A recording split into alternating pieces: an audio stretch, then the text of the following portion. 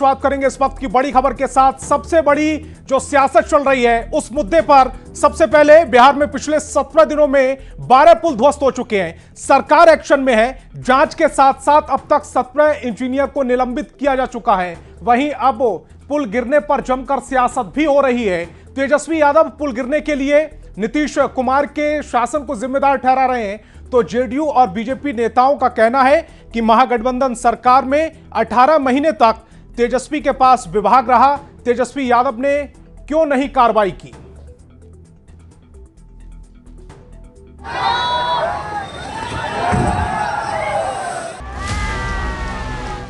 बिहार में एक के बाद एक गिरते पुलों का गुनहगार कौन है, इसकी जांच हो रही है। नीतीश सरकार ने भी साफ कर दिया है कि जहां जहां पुल गिरे हैं वहां के ठेकेदारों से खर्च वसूली की जाएगी।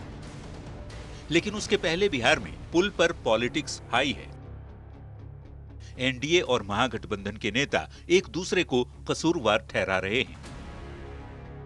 और ये सारे पुलें वही हैं जो गिर रही हैं, जो कि जनता दल यूनाइटेड के टाइम का है। ये पुल रातों रात निर्माण नहीं हुआ, ये उसी समय निर्माण हुआ है जिस वक्त ये लोग भी सरकार में। पूर्व डिप्टी सीएम और नेता प्रतिपक्ष तेजस्वी यादव ने जेडीयू पर बड़ा हमला बोला है। तेजस्वी ने कहा है कि जो भी पुल गिरे हैं वो उस वक्त के हैं जब ग्रामीण कार्य विभाग जेडीयू के पास था। 17 साल तक 18 साल तक जनता दल यूनाइटेड के पास ग्रामीण विभाग रहा, ग्रामीण कार्य विभाग रहा। और ये सारे पुलें वही हैं जो गिर रही हैं, जो कि जनता दल यूनाइटेड के टाइम का है। तेजस्वी के बयान पर पलटवार करते हुए केंद्रीय मंत्री ललन सिंह ने सवाल पूछा है कि 18 महीने तक तेजस्वी यादव ग्रामीण कार्य विभाग के मंत्री थे, ये बताएं उन्होंने क्या किया। तेजस्वी यादव जी को ही न बताना चाहिए। 1.5 साल तक ग्रामीण कार्य विभाग का मंत्री कौन था, तो उनको न बताना चाहिए कि क्या देख रहे थे।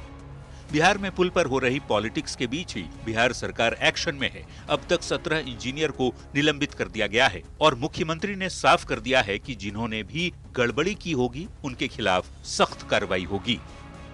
उसमें जो भी लापरवाही किए होंगे और जो दोषी पाए जाएंगे, राज्य सरकार, बिहार सरकार उस पे कार्रवाई करेगी। पुल क्यों गिरा है इसकी जांच के लिए यहाँ का मुख्यमंत्री बहुत संवेदनशील है। कल ही उन्होंने बैठक ली है और सख्त निर्देश दिया है कि अगर इसमें कहीं किसी प्रकार की गड़बड़ी हुई है उस पर आवश्यक कार्रवाई किया जाए।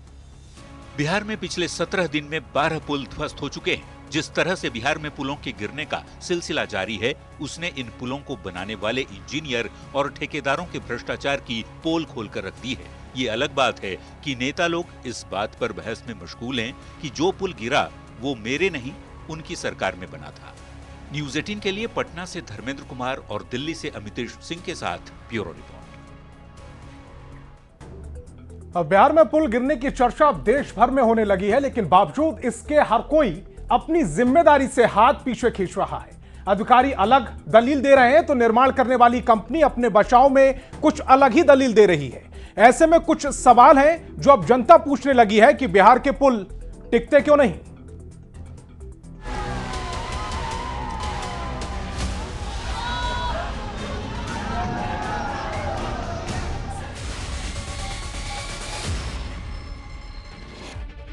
बिहार में पुलों के गिरने की चर्चा बिहार से निकलकर देश भर में होने लगी है। सवाल यह है कि आखिर जब सरकार पर्याप्त पैसा देती है, संसाधन भी उपलब्ध है, तो फिर क्या कारण है कि बिहार में पुल या तो बनने के दौरान ही गिर जाते हैं। अररिया के पड़रिया घाट पर 2011 से ही 18 जून को करोड़ों की लागत से बन रहा पुल भ्रष्टाचार की भेंट चढ़ गया। इसे उद्घाटन से पहले ही भ्रष्टाचार का दीमक खा गया। इसके बाद 4 अधिकारियों को निलंबित किया गया है।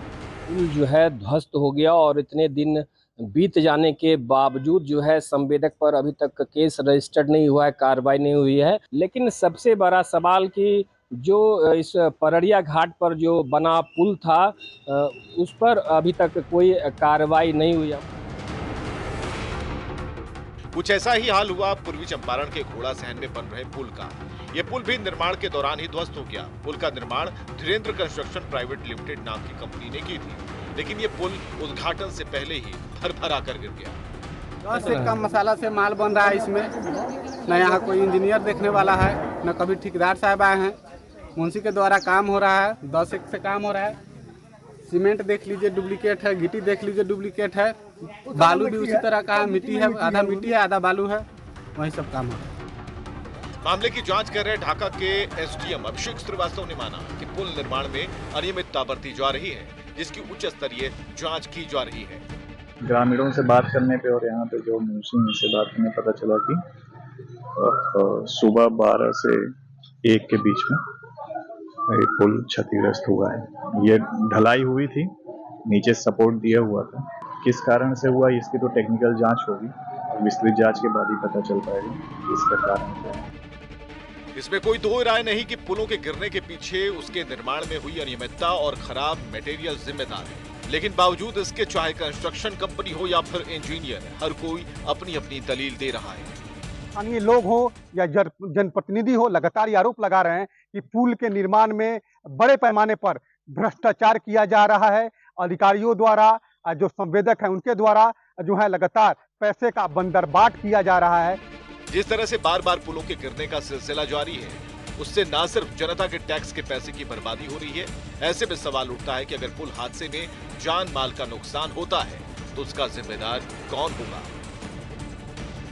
अररिया से सतीश कुमार और पूर्वी चंपारण से अवनीश कुमार के साथ ब्यूरो रिपोर्ट, न्यूज़ 18।